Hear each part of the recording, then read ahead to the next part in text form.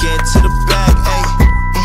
Got the foot on the gas, pedal to the metal when the lane moving fast, ayy. Let them all cross. If they hate, then let them hate and make a bigger boss, ayy.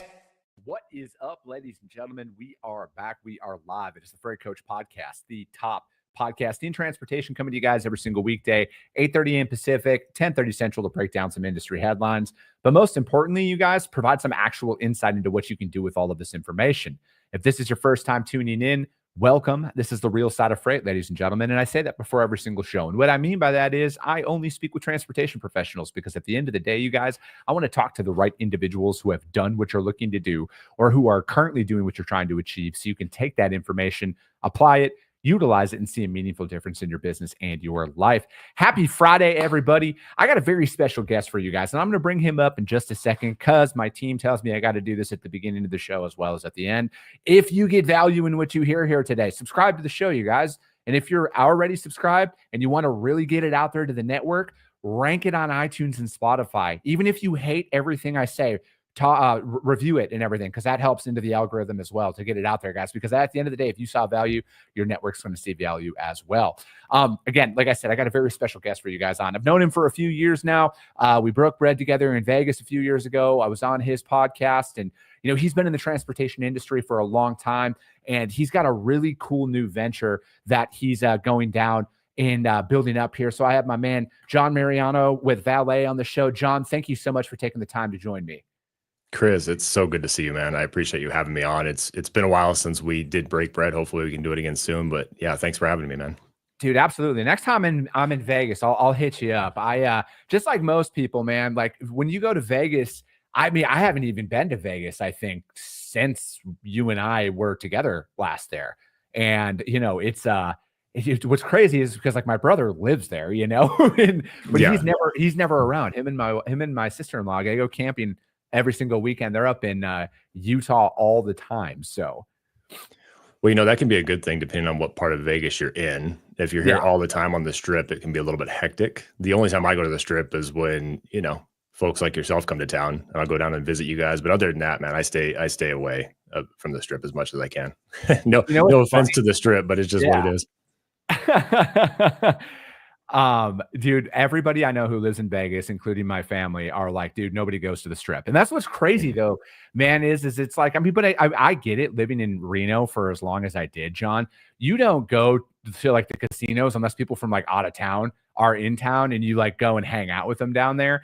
And dude, I'm right there with you, man. And I'm like, Vegas is cool on the outskirts of Vegas. Like, but if you're downtown near the Strip and stuff like that, on the Strip is cool, but just a couple of blocks off the Strip, not so much, man. Like, I want to avoid that at all costs. Yeah, for sure. Vegas is a town that you don't read the news in, or at least I don't, right? You read the news like you'd be out of here in 3 seconds. But it's it's a great town. I love the suburbs of Vegas. It's really, has kind of that Utah vibe without the greenery, unless it's man-made, of course. But yeah, it's a great town, man. I love it. Dude, so actually, hold on. I'm booking a load, you guys, ladies and gentlemen, because your boy here actually. Well, all right. I love this about you, Chris, though, because we were just talking before we started that you're on episode 1219, you said, which huge shout out to you. That's not easy, and you're booking loads at the same time. So, I mean, come on, man. That's that deserves a round of applause. That's awesome. I appreciate it, man. And dude, but it is like I just want to show people like the reality of what it takes to build something, because social media just put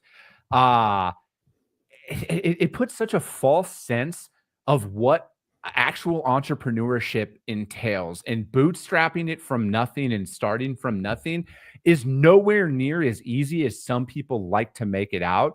And this is why it's like, from my seat, man, I just want to show people the reality of it, because at one point, John, in 5 years, 10 years from now, when my business is way more established and we have all of that stuff, people are going to remember it. And then mainly, I want to remember it too, man, because there's a lot of stuff throughout this journey that I want to have documented and to continue to document, so we can, like, I can look back on it, because just like with anything, man, like the older you get in life, you tend to forget stuff. And then you forget how memorable some of those things were until something pops up and you're like, damn, you remember that one time when we didn't know if we were going to make it? And then like a week later, we had the biggest win of our entire career. And now it's like, that's all documented in this. Right. Well, yeah, and I was chatting with a friend a couple weeks back about the whole hustle culture thing, and it's really, known on social media, right? That you're seeing the rented Lamborghinis and making monies this easy and whatnot. I think there needs to be people like yourself actually exposing that that's not the case, that it takes a lot more than that, because I feel hustle culture has actually invoked a sense of burnout in people because they think, well, I should just be hustle, hustle, hustle. Everything should be good. Everything should be great. And it's not, right? The reality is it's not always great. There are peaks and valleys, and you have to be in those valleys just as much as you're on those peaks, because, those valleys tend to stand out a little bit more sometimes when you're, in the rut of it all. You start asking, why am I even doing this in the first place? And then you have to remind yourself, step back, get perspective. So I love what you're doing though, man. It shows consistency. You've ever since I've known you, you've always talked about consistency.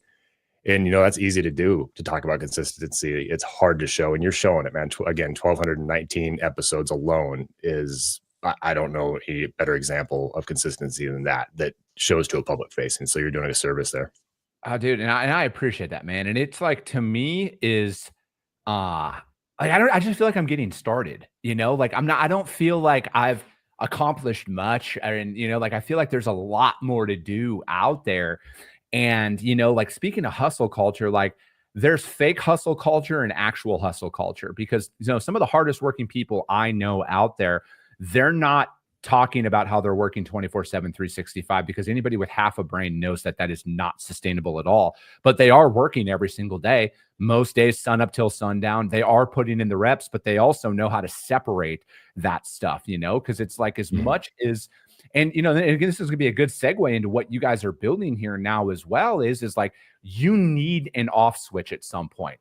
And that off switch, when you're in the building stages of a business, might come where you get your daily couple hours going to the gym in the morning, and like that peace and quiet, that might be all you need to reset in that moment. But you're going to hit that point where you build and scale your operation where, you might not have the money yet to hire somebody that needs a six-figure salary or a VP or something. You might not have those resources, contrary again to what you see on the internet.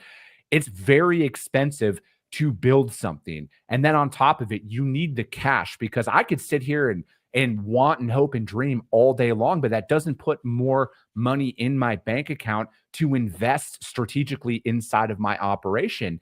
But the beautiful part about where we are today, there are resources now at your disposal that were not there a couple of years ago. And some of the most talented people out there that you can hire don't need to be within 15 minutes or 20 minutes of your office anymore. You have a literal global footprint that you can go and take advantage of. So, kind of to segue in, man, what are you guys building at Valet? What is Valet, and how are we running with that? Yeah. So, I mean, just a quick intro, Chris, I'm a logistics guy at heart. I've been in logistics for most of my life. I've had my CDL since I was 21. Like the day I turned 21, actually, I got my CDL. I'm 40 now. Which is crazy to even say. But, basically, long story short, I tell people I completely burnt out. I am one of the people that burn out. I found myself in a position. I was the guy that's kind of disposed burnout, right? I looked at it kind of as a mythical creature. Like, that's not a real thing. I talked a lot of smack about it, and I ended up eating my words pretty heavily, right? And the truth of it is so I built a trucking company 7 years ago with a partner, and then a freight brokerage back in 2020, at the end of 2021. And the absolute truth of the matter is, if it wouldn't have been for my partners, those companies would have sank, because I hit a wall, and it was so fast and so hard that it shook me. And it took about a year after that of just trying to find myself and being like, wow, what happened? That wall hit me hard enough that I was like, I lost myself. Right. Yeah. And then for like last year, I've actually started working on this idea with Valet, and I'm actually working on it with our mutual friend Cam. And it really came from the idea of, well, how are people doing it? How are people scaling teams effectively and actually making this happen? Because we know it happens. We know people can scale. We see it every day. But how are they doing it? And where did I go wrong? And there was a lot of areas I went wrong. But Valet, essentially, in short, is operations as a service. It's something that I found value in at my previous trucking company and freight brokerage. My wife, been married for almost 15 years now. She's from the Philippines, and I love the Philippine culture. I love the Philippine people. I love everything about the Philippines. And so we decided to try and hire some people from there to help us expand and scale our team. This started, now about 5 years ago when we started doing that. And I just went all in like I do most things. And my partner and I agreed, let's try it. Let's do this. And so Valet, essentially, we're building a tool for companies and founders to be able to scale. And I'm building something that I always dreamed I had when I was doing what I was doing. It's how can we help people work smarter and faster, lightweight, and just do it the right way. No, and that, I was just talking about this on the show yesterday with my guest, Kyle Lintner. He's been on the show a few times. And the hardest part in business, if I'm looking at it is when you develop a system and you don't know if it's going to work for like 90 days or 120 days, and you might not have the capital to sustain if you're wrong in that regard. You know what I mean? And from my perspective, it's one of the hardest things to really go through, because again, you might know the business, right? Like you've had your CDL for, since you were 21. John, you've been in the industry just as long as I've been in the industry. And no matter what, you don't know if you're going to have it work, right? Like I could sit here and say all the fucking positive affirmations and do all the work every single day. But the harsh reality is, and this is why most people don't make it past a couple of no's in certain business development and stuff like that, is because they don't actually know. You don't actually know if it's going to make it. I work like hell, just like you work really hard. Cam, Sonny, all these guys who tune into the show every single day, they work their asses off every single day. But when we go home at night, do we actually know if it's going to make it or not? I don't know. We all hope the best, and we work to make it work, but we don't. And that's just the reality of what most people don't want to talk about. But with that being said, there are so many tools at your disposal now by people who have built systems and processes and everything out there that you can lean on in the moment. And, Christian from my team, he's from the Philippines. He's one of the hardest working people I've ever met. Like the dude is nonstop. Even when he's not on the clock, he's responding to me if I hit him up about certain things. He doesn't have to, but he is so meticulous, and he has a lot. And from my perspective, he's brought a different level to my content game, because he's just built a system around some of this stuff. And again, I'm married up.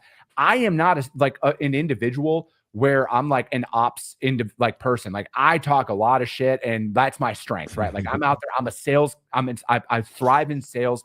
I thrive in identifying problems and identifying systems, but the implementation of the system itself is not my strong suit at all. And I'm very fortunate to have somebody like Christian on my team, and then my business partner, Angelo, in the brokerage. That's his strength. He is a former mechanical engineer. He loves to write processes. He loves Excel spreadsheets. And again, it's that balance that comes along with it.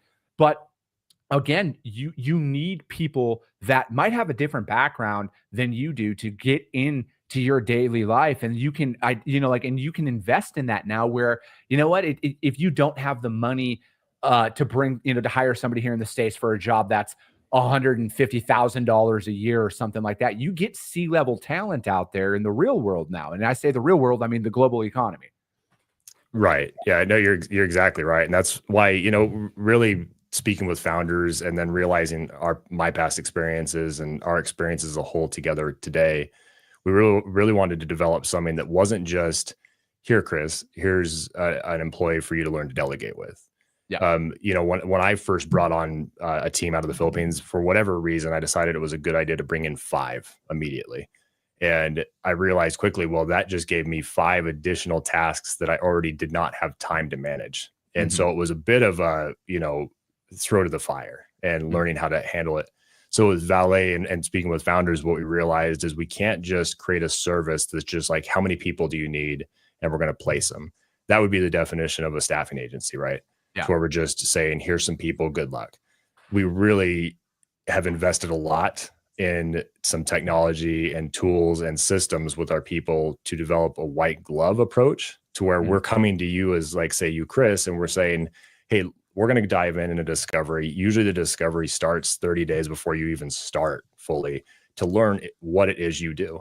The cool thing about business, that I've noticed is if you're in a trucking business, an insurance business, a freight brokerage, a podcast, business at the core level is generally very similar. There's things that have to get done. There's shallow tasks or shallow work that, as Cal Newport from Deep Work talks about, that have to get done.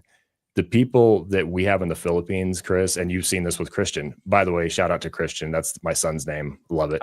So, but there's that deep work that has to get done. And these people are exceptional at it. I mean, beyond, comprehension of what we think is possible. And usually it's like what happened to you, Chris. You bring somebody in and there's two things that happen. Generally speaking, people don't give them enough work to do. They're coming and saying, what else can I do? What else can I do? What else can I do? And you start realizing like, wow, this person's really, really good. I might not be good at operations, but this person's a king at it, or a queen, right? Yep. They're excellent at what they do. Or, sometimes they get in and they just don't realize it's like chaos in that direction. Like they give them too much, or it's too unorganized, or the expectations aren't set right, or they don't have standard operating procedures in place. Yeah. Fun fact, when I first started with the Filipinos back, 5 years ago, whatever, I didn't know what an SOP was, so it probably makes me look like a fool, but it's the truth. I learned that afterwards. My Philippine team actually taught me creating those. And what I'm finding now, and the reason I speak so clearly about, and I'm open about the fact that I burnt out, Chris, is the more founders and the more creators and high level operators and people that strive for more I speak to, the more I realize this is the rule for founders. This isn't the exception. There's a reason why 97% of businesses fail and flame out.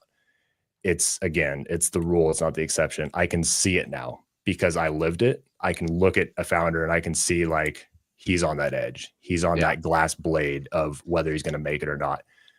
Our hope is to give people back their time and let that wall of scale actually happen for the founder. Yeah, no, I mean, dude, you're describing every founder's struggles that they all go through, and when you're out there building your business up, it's one of those situations, man, where you hit those inevitable walls where like, what can I do differently here? How do I, and you think you're doing stuff that is right, but again, if you don't document anything, if you don't have any systems or processes in place, and when it comes to the SOP acronym that you're talking about there, John, I had no idea what that shit was like 5 years ago either, man. Like, there's a lot of fucking acronyms that are thrown out all over social media that hell, man, most of the stuff that I see online, I have to Google it. I'm like, what are these guys talking about?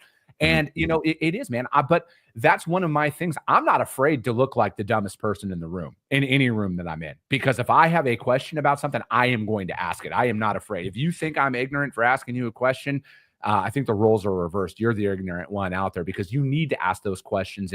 But again, like, you're talking about buying back your time. There's a really good book out there by Dan Martell about buying back your time and building a system and a team around that stuff.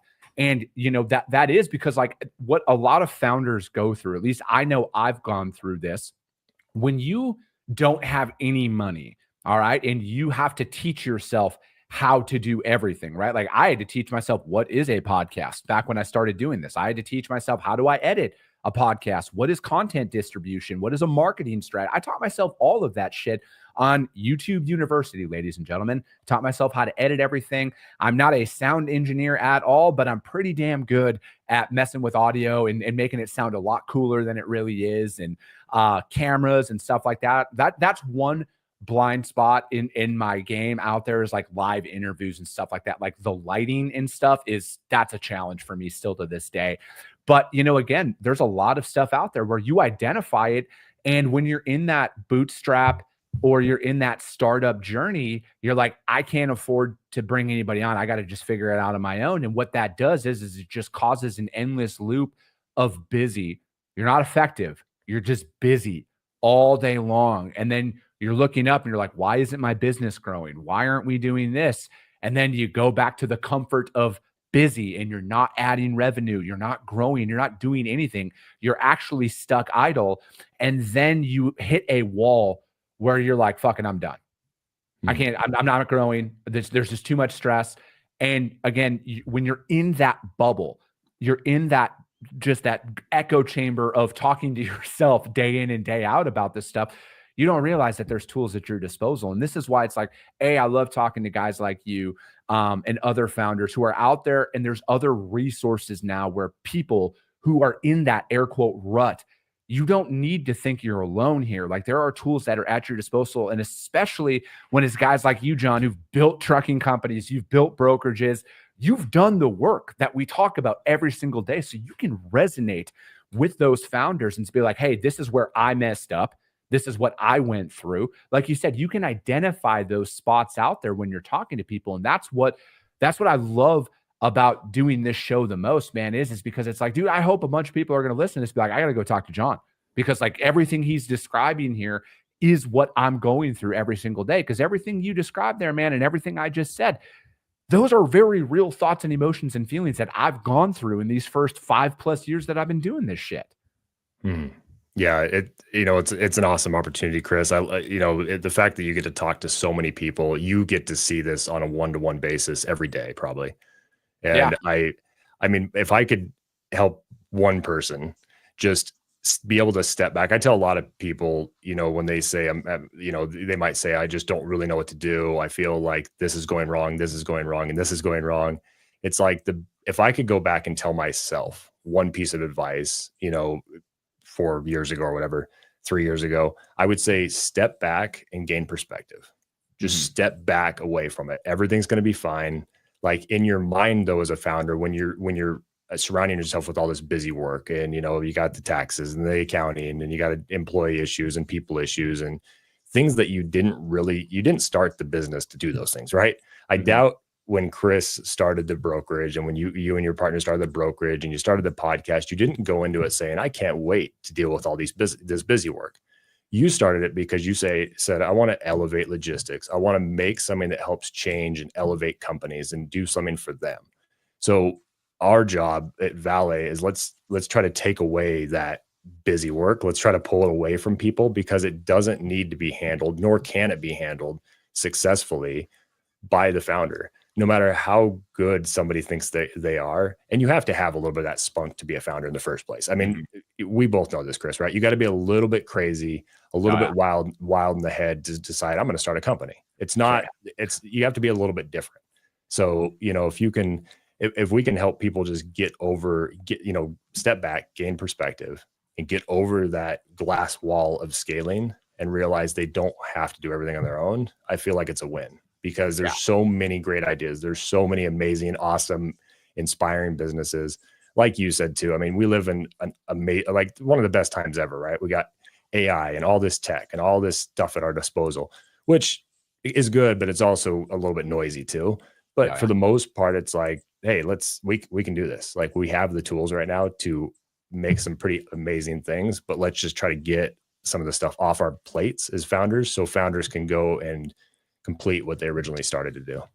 Yeah. And I think it also like frees you up to do the work that you love to do, because like you're not going to be a jack of all trades, like you're not going to be good at everything. You need to hire around your skill set, right? Like, again, I am not a process guy at all. Like, I am not an operations style guy out there. I'm like, there's another really good book out there. It talks about visionaries and integrators. And I am that visionary guy, right? Like, I'm the idea. Like, that's just what I thrive in. I hate meetings. Like, full transparency, I hate meetings. And if we're going to meet up and talk, and you don't have, like, if we don't have an agenda to follow, I'm like off, because I'm like, why are we sitting here and spinning our wheels in this situation? Everybody has strengths and weaknesses.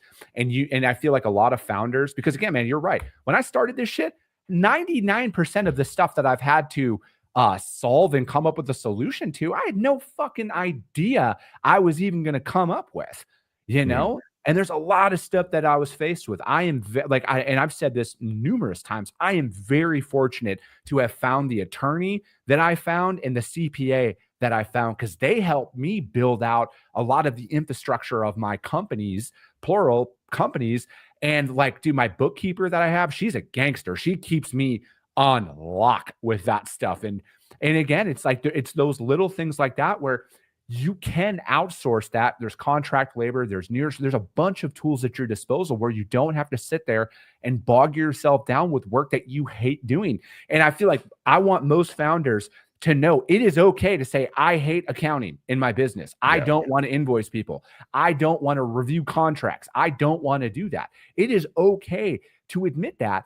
But what's not okay is you can't let that stuff go to the wayside. You need to have people that are monitoring that stuff to make sure your financials are healthy inside of your business, to make sure your contracts are legit. Because again, you can't not operate off of a contract. Not everybody's your friend. You have to protect your business, what you have invested, all of your sweat, tears, blood, whatever you want to throw out there. Because again, like I've said before, man, like I don't have a 401k, John. I emptied that shit. I got this. I got this working. I have my entire future leveraged on this. And I will make this work because I know the tools that are at my disposal now. I know my strengths, but most importantly, I know what my weaknesses are. I've identified that. And I'm sure there's way more weaknesses that I have in my game that I'm not aware of yet, but I am not afraid to admit that I have those weaknesses, and I am not afraid to hire people to fill those weaknesses who excel in those roles. And I hope everyone listening that is building a company or plans or desires to build a company, listen to what you said there, Chris, is the self-awareness, understanding that, and understanding just because you hate accounting or something does not mean somebody else doesn't love it. And that's the thing, is there are people that absolutely love accounting and they're phenomenal at it. Those are usually the people that love it, right? Yeah. So there's people out there, and a lot of these tools are free too, anymore. It's like you can learn a lot online, and there's a lot of people like myself. I get on calls all the time, all week long, that just to help people, for nothing, just because I desire to be like, hey, if I can help somebody just maybe gain a little bit of perspective on this area, or if not, maybe I can lead them in the direction to someone who can. That to me is a win, because it's just like, I don't know. I believe in karma in that sense of like, if I can help people not face what I faced a couple of years ago, then game on. I love it. Dude, and that maybe this is the journey that you're supposed to be on. You're supposed to go through all of that to create this service to help other founders out there. Like, you walk the walk, man. Like you know that. And I think that what kills a lot of people's dreams is their ego, and they're afraid to wave the white flag and say, I need help. And it's from what? From judgment from people who aren't even doing shit with their lives. Because that's really who are the loudest critics out there, man. Because any real founder, any real entrepreneur knows what you're going through, and they will support you and help you and point you in that right direction. The loudest critics out there, guys, and I say this all the time, this is why I want more people to start podcasts, more people to start creating social media content, doing all of that. The only people who are critics, you guys, are fucking losers. All right. Harsh reality. There are people who aren't doing shit with their lives, because the people who are really doing it out there, they're supporting you. They want to see you win, because I know that somebody else's success does not cause a detriment to myself or my business. I actually, when you cheer for other people's success, ironically, like I said, I believe in karma too. The universe, I'm a man of faith, unapologetically a man of faith.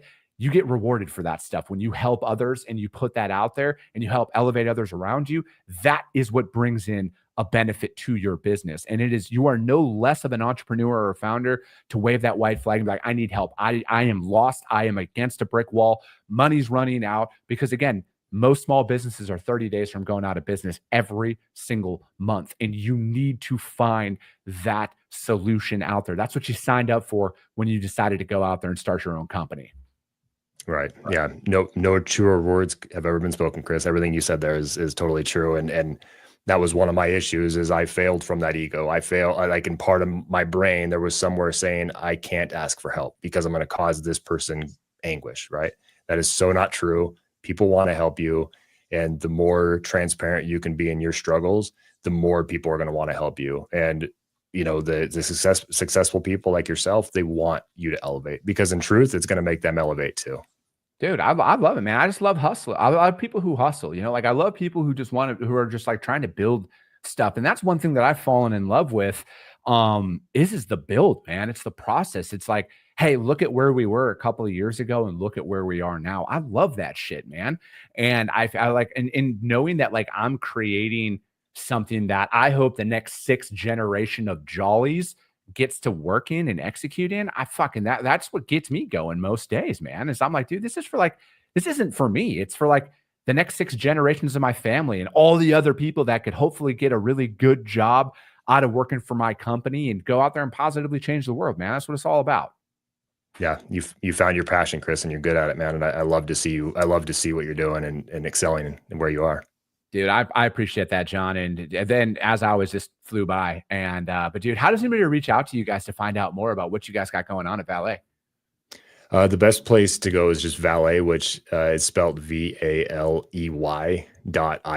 That's our website. And actually, if any of your listeners want to do Valet, VALEY.io/freight coach, you can go there, and we actually have a special offering for any one of your listeners as well, if they just want to jump on. And this isn't a sales pitch by any means, so they could just jump on, book a discovery call. We can chat and hopefully make a good connection.